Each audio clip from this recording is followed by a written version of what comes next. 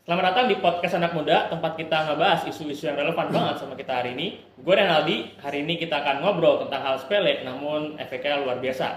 Itu dengan tema, kenapa anak muda harus peduli, rokok dan juga realita. Hari ini gue nggak sendiri, hari ini gue bersama kedatangan seorang mahasiswa dari Universitas Lampung.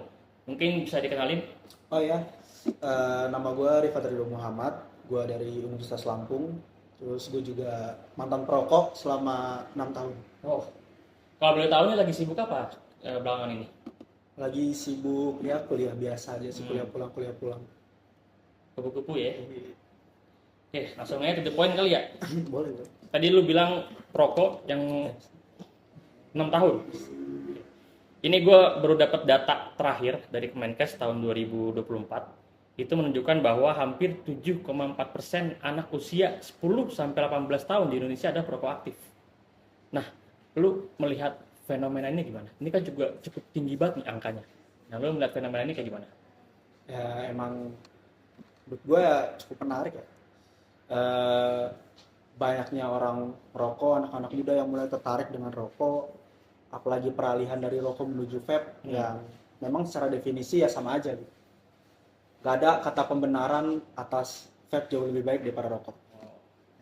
Ini sih kalau menurut gue. Kalau dari lu sendiri kayak menurut lu anak-anak muda ini yang tadi gue bilang yang katanya tinggi banget ini tahu nggak sih dampak rokok atau cuma sekedar dia tahu cuman kayak ya udah bodo amat lah gitu. Kalau menurut gue anak muda pasti paham sih dampak rokok itu apa. Apalagi kalau menurut pengalaman gue gitu, gue paham ketika gue ngerokok dampak rokok itu apa. Cuman ya itu ya rasa emosional yang lebih tinggi, merasa bahwa apa yang gue lakukan adalah satu pembenaran. Gue merasa bahwa oh ya gue masih muda, ya dampaknya nanti gue nggak perlu pikirin itu. Cuman yang harus kita perhatiin kan bahwa dampak rokok itu sifatnya akumulatif. Itu yang harus kita pahami gitu, sebagai anak muda, bahwa ya oke, sekarang lu sehat-sehat aja, cuman nanti ke depannya ya lu pasti akan paham itu. Apalagi di bungkus rokok udah tertulis kan penyakit-penyakit yang akan berdampak ketika lu merokok secara rutin selama bertahun-tahun. Entah itu penyakit jantung atau paru-paru atau apapun yang sifatnya merugikan di ke depan. Seperti laki-laki yang bisa mendapatkan efek impoten dari sebuah rokok, atau perempuan yang bisa mengalami masalah dengan rahim ataupun dengan kehamilannya kemudian nanti. Itu kan menjadi sebuah problematik yang harus kita pahami, bahwa sekarang memang mungkin tidak ada efeknya rokok ataupun vape itu, cuman karena dia sifatnya akumulatif ya kedepannya pasti ya kita akan merasakan efek-efek itu sih. Oke, tadi gue bilang kayak menurut lu nih tadi kan usia 10-18 tahun itu kayak sangat miris banget ya. 10 tahun itu udah anak SD, masih anak SD. Nah, menurut tuh kenapa anak SD itu 10 tahun tuh kayak tertarik buat rokok? Menurut tuh gimana? Kalau menurut gua karena branding dari rokok itu sendiri ya, yang coba menimbulkan kedewasaan palsu, yang memang orang sering menganggap bahwa ya ketika lu merokok lu adalah orang yang cukup dewasa. Lu akan dianggap oleh orang-orang di sekitar lu ya lu orang dewasa ketika lu merokok. Dan itu juga kan yang diinginkan ya oleh anak-anak kecil itu, anak-anak muda, dia pengen terlihat dewasa, dia pengen dia eksis di lingkungan dia. Ya dengan cara apa? Ya dengan cara meyakini dirinya bahwa dia telah dewasa gitu kan. Itu kan yang sering terjadi ya. Kenapa anak-anak mulai tertarik? Itu juga dibarengi dengan iklan rokok yang masif. Terus bagi anak muda pasti punya idola. Mereka melihat idolanya yang oh ya keren nih idola gue ngerokok. Itu kan membuat ya baik lagi itu kesadaran palsu bagi mereka atas keinginan mereka mau tampil di kelompok sosial mereka. Ya itu yang menyebabkan kedewasaan palsu. Rokok itu menyebabkan kedewasaan palsu sebenarnya. Kedewasaan sementara aja. Karena dia mau dianggap, ya makanya dia ngerokok. Kan nggak mungkin kan ada anak kecil yang pengen ngerokok karena rokok tuh enak. Ya nggak ada. Gue juga dulu ngerokok, awal ngerokok umur 14 tahun. Ya bukan karena berpikir, loh ya rokok itu enak. Gue nggak mikir gitu kan. Gue mikir bahwa ketika gue ngerokok, gue dianggap dewasa. Ketika gue ngerokok, gue dianggap asik ya di tongkrongan, di lingkungan dan lain-lain. Berarti menurut lu pengaruhnya lingkungan tuh Ya. gede banget ya? Besar. Dan lu nggak tahu sih, lu pernah dengar gak sih? Gue sih sering banget denger ya kayak pendapat atau omongan kayak lu nggak ngerokok nggak keren gitu, lu pokoknya lu kalau ngerokok keren deh, gaul gitu. Nah lu melihat pendapat itu tuh, pendapat lu gimana? Ya yang tadi gue bilang tadi ya, kalau mungkin buruknya di situ gitu, kalau kita melihat bahwa kita harus dewasa lebih cepat, itu kan ya konteks konteks kata keren di situ kan ya lu dewasa gitu, konteks kata keren itu kan gitu. Makanya kalau menurut gua, kalau ditanya ada nggak sih bener nggak sih keren gitu ketika lu ngerokok, ya, menurut gua ya enggak juga sih.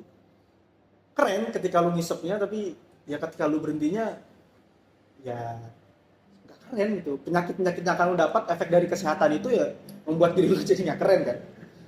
Lu jadi penyakitan ketika masih muda, lu jadi batuk dan lain-lain, itu tanda ketidakkerenan kalau menurut gua. Daripada lu cuma nganggep bahwa gua ngerokok gua keren.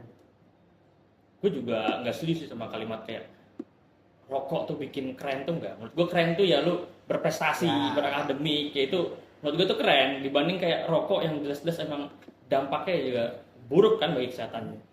Terus juga kayak banyak banget nih sekarang kayak pelarian. Rokok itu jadi pelarian buat stres gitu. Kayak lu ngeliatnya itu gimana? Maksudnya banyak hal lain kayak yang positif gitu selain pelarian dari stres, kayak lu bisa healing atau lu bisa mungkin baca buku atau segala macam, tapi kenapa harus kerokok gitu? Menurut lu gimana? Kenapa? ya itu emang banyak terjadi ya di tengah Gen Z yang problematik gitu. Hmm. Ya memang itu pasti terjadi. Pelarian yang pragmatis kan itu yang emang selalu dicari sama anak muda zaman sekarang gitu. Mereka nggak mau pelarian yang susah untuk dikejar gitu, tapi itu long lasting, dia nggak stres lagi. Mereka lebih memilih sesuatu yang instan. Ya memang nikotin secara ilmiah dia berdampak, dia buat kita lebih tenang. Atau kayak orang sering bilang bahwa gue nggak bisa kalau nggak ngerokok, kalau gue nggak ngerokok pikiran gue nggak jalan. Banyak kan orang bilang kayak gitu. Ya memang itu efek dari nikotin, cuman menurut gue ya lu tinggal milih. Lu mau milih sesuatu stress release yang dia sifatnya sementara, cuman ketika lu isap lu hembus selesai, atau lu milih konotasi dari stres yang lebih long lasting. Misalkan dengan apa? Memunculkan komunitas, masuk dalam komunitas-komunitas ya yang tadi baca misalkan. Atau sekarang banyak sih komunitas-komunitas yang curhat. Kan salah satu obat dari stres kan kita menceritakan apa kestresan kita kan. Tuh. Daripada kita menyendiri lalu ya itu. Oke, lu sehat dalam secara psikologis, tapi lu nggak sehat dalam secara tubuh lu gitu. Lu pilih yang mana? Ya lebih pilih yang tengah dong. Yang ketiga ya lu sehat secara psikologis, ya lu sehat secara raga gitu. Ya lu milih sesuatu yang dia sifatnya long lasting. Ya memang itu sih kalau menurut gue yang terjadi, pembenaran atas diri kan itu sih yang sering ya kita lihat anak muda sering membenarkan apa yang dia katakan kan, apa yang dia rasakan kan, ya mereka sering ngomong itu sih kalau menurut gue. Dan kita juga sering banget kayak ngomongin rokok tuh dampaknya buat kesehatan. Cuman menurut tuh kalau dari sisi sosial dan ekonomi dampaknya apa sih buat kita? Kalau dari pandangan lu? Dampak sosial gue sih pernah ngerasain ya. Oh iya. Lu pernah nggak jalan naik motor depan lu orang lagi ngerokok gitu? Wah itu sering banget sih. Abunya kena mata, sakit banget itu kan? Iya. Itu kan Itu kacau sih. banyak banget yang terjadi hal kayak gitu. Sering banget, dan ya mirisnya adalah ketika kita tegur dia marah. Ya memang gue ngakui sih, mungkin gue nggak tahu orang lain yang ngerokok. Dulu gue waktu gue ngerokok, ketika gue dikasih tahu lu jangan ngerokok, ya gue marah, gue keras kepala gitu. Mungkin itu juga yang dirasakan oleh perokok lain, bahwa ya keras kepala karena gue merasa ini suatu kebenaran. Ya walaupun kita nggak bisa benerin itu. Itu bisa juga kita lihat, misalkan kita naik transportasi umum, angkot misalkan. Ada 5 orang dalam angkot, 1 cowok, dia ngerokok, sisanya ibu-ibu.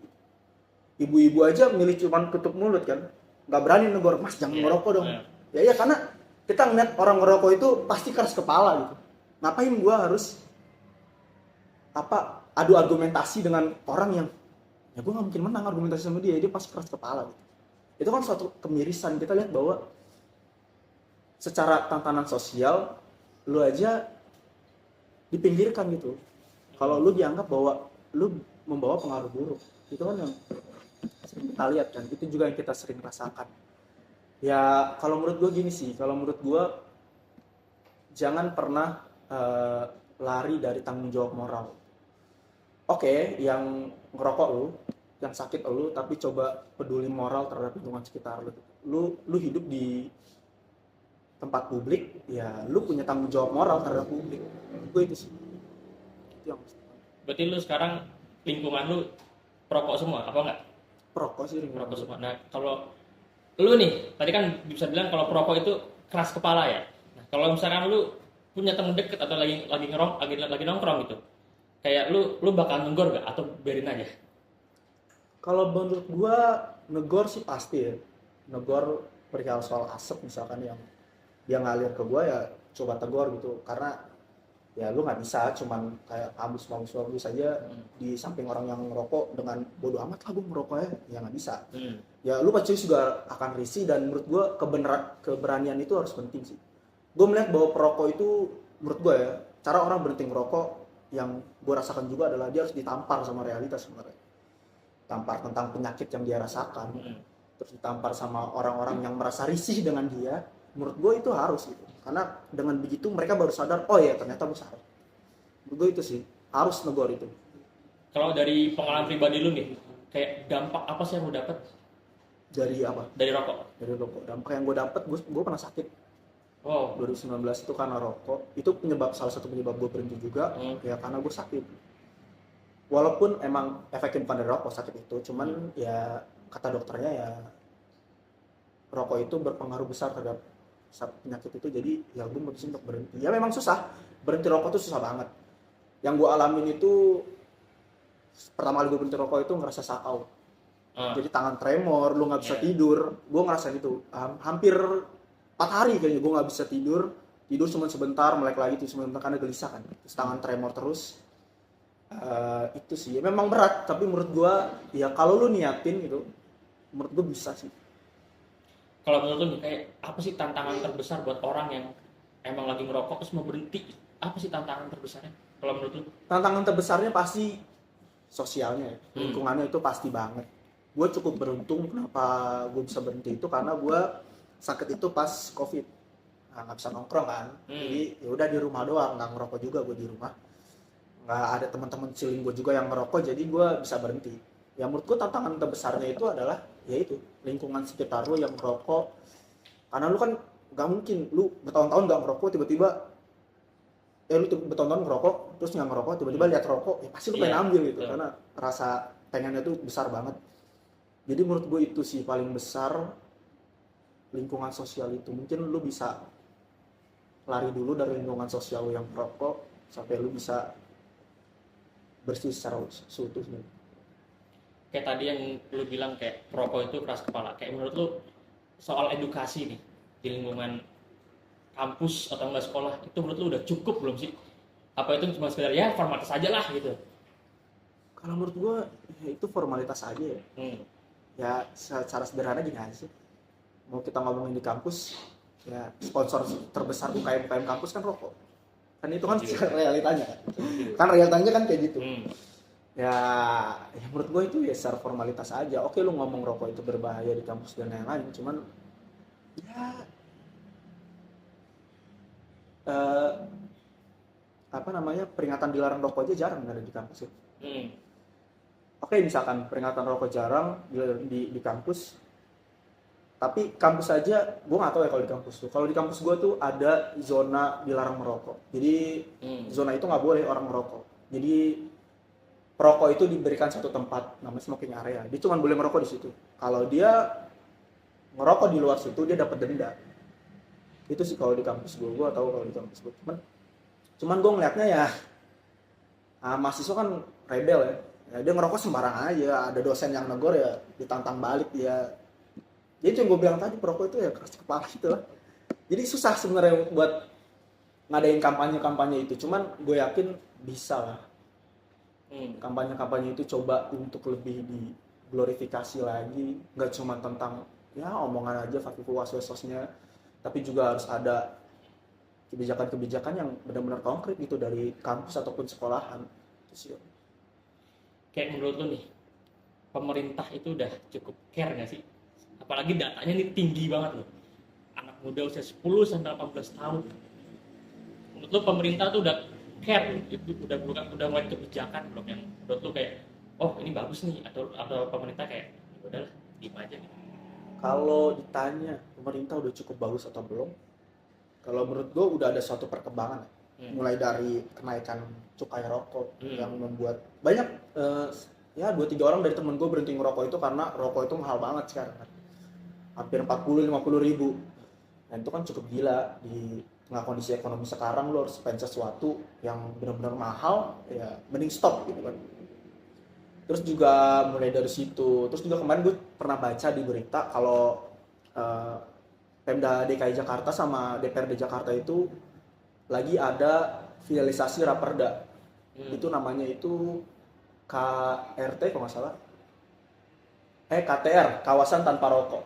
Mereka mau coba di Jakarta ini ada kawasan-kawasan yang memang lu nggak boleh ngerokok gitu. Kalau lu ketahuan ngerokok lu didenda.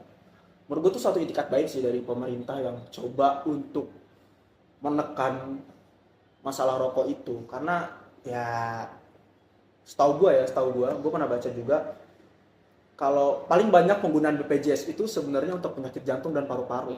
Yang penyebab terbesarnya adalah rokok. Itu kan menjadi concern seharusnya bagi pemerintah bahwa oh iya, gue harus banyak ngeluarin APBN cuma untuk menyembuhkan masyarakat gue yang dia mencari kesakitannya dirinya sendiri gitu dengan cara merokok. Menurut gue itu harus jadi concern sih. Dan ya udah mulai berjalan baik kok itu menurut gue. Udah ada progres lah setidaknya. Gak kayak waktu dulu-dulu gitu. Sekarang udah ada progres dengan kenaikan cukai, dengan mencoba menekan angka rokok, dengan tadi yang kawasan tanpa rokok itu menurut gue itu suatu hal yang baik sih. Kalau itu bisa terrealisasikan.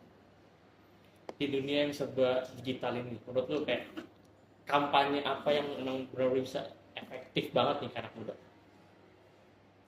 Kampanye apa yang efektif banget gitu? Kalau menurut gua ya baik lagi tadi anak muda zaman sekarang itu butuh idola. Anak muda zaman sekarang itu butuh patron, butuh seseorang yang dia bisa lihat. Gua melihatnya memang ya dari tadi gue selalu bilang sulit gitu, tapi memang gue ngeliatnya tuh ada satu progres. Kalau lu tahu Dokter Tirta misalkan, Iya tahu. dia kan gila banget soal rokok. Lu bisa dibodoh-bodohi sama dia, lu bodoh, lu ini. Gue ngeliat itu berefek sih. Yang gue bilang tadi gitu, seorang perokok itu kalau dia mau berhenti dia butuh ditampar, entah itu ditampar secara realita dengan penyakitnya atau ditampar sama orang lain. Gitu. Kalau apa yang lo lakuin itu salah. Dan gue ngeliat bahwa ya cara Dokter Tirta di dunia digital menekan perokok menurut gue udah good way sih dengan cara begitu. Dia coba untuk masuk ke dalam zona anak muda, dia coba untuk menyamaratakan cara berpikirnya dengan anak muda sehingga dia bisa coba untuk membangun perspektif baru kepada anak muda gitu. Kalau merokok itu membahayakan, rokok itu sifatnya akumulatif terhadap kesehatan lu di masa depan. Dengan cara begitu. Pertanyaan terakhir nih, lu ada nggak sih pesan-pesan buat orang yang perokok dan juga orang yang nggak merokok? Dari perokok dulu deh, pesan lu apa? Perokok ya. Kalau gua ada untuk perokok, lu harus sadari itu pertama, kalau rokok itu sifatnya akumulatif. Lu boleh bilang kalau lu nggak sakit sekarang, lu boleh bilang gue masih muda, it's okay buat gue nggak punya masalah tentang hal itu, gue punya BPJS dan lain-lain ya. Menurut gue lu harus punya kesadaran moral sih tentang hal itu, bahwa diri lu memang punya lu, cuman ya ketika lu sakit lu akan merepotkan orang lain. Pertama itu yang harus lu ingat gitu, bahwa oke lu sehat sekarang, tapi ingat akumulatif itu dia menumpuk secara terus menerus dan lu akan merasakannya di kemudian hari. Terus juga untuk anak muda yang merasa dirinya ya yang gue bilang tadi, pembenaran atas apa yang dilakukan tentang ngerokok, kalau ngerokok itu cuma buat diri gue dan lain-lain, ya lu punya beban moral terhadap tontonan sosial. Lu hidup di publik, lu hidup dalam zona publik, ya berarti lu punya tanggung jawab moral terhadap publik. Lu nggak boleh ngerokok saat mengendara, lu nggak boleh ngerokok di tengah tempat publik yang lu nggak tahu apakah semua orang ngerokok atau enggak gitu. Menurut gua ya tanggung jawab moral itu yang seharusnya lu pegang. Kalau menurut gua itu kenapa Eh, itu menjadi satu concern buat gue ya, karena jangan menjadikan oke lu perokok aktif, cuman jangan menjadikan orang-orang lain itu jadi perokok pasif. Itu kan membahayakan hal seperti itu. Terus kalau untuk yang nggak ngerokok ya, uh, buat yang nggak ngerokok menurut gua masih banyak hal-hal yang lebih baik daripada lu ngerokok. Betul. Yang gue bilang tadi bahwa rokok menciptakan kedewasaan palsu. Yang gue bilang tadi, rokok menciptakan kerileksan palsu dari stres-stres lu itu. Banyak kok tools-tools, banyak kok tempat-tempat untuk lu merilis stres daripada lu cuman merokok yang cuma sesaat. Oke, itu mungkin bisa melepaskan diri lu dari kepenatan lu, ke burnout lu. Cuman lu harus tetap berpikir bahwa yang gue butuhkan untuk memperbaiki diri gue adalah sesuatu yang long lasting, bukan sesuatu yang cuman berdampak di sekarang aja. Wah, seru banget nih pembahasan hari ini. Makasih banyak Bang Rifat udah sharing dan juga udah mampir ke podcast Break the Smoke. Sukses terus buat akademiknya. Dan gue harap juga rokok ini bukan soal gaya-gayaan, tapi soal masa depan kita bersama. Buat kalian yang kayak masih mikir, cuman sebatang doang gitu. Semoga obrolan ini bisa kasih perspektif baru. Jangan lupa subscribe ke podcast Break the Smoke. Jangan lupa juga share ke keluarga, teman, ataupun kemanapun lah setelah kalian lah. Oke, sampai ketemu di episode selanjutnya. Stay healthy.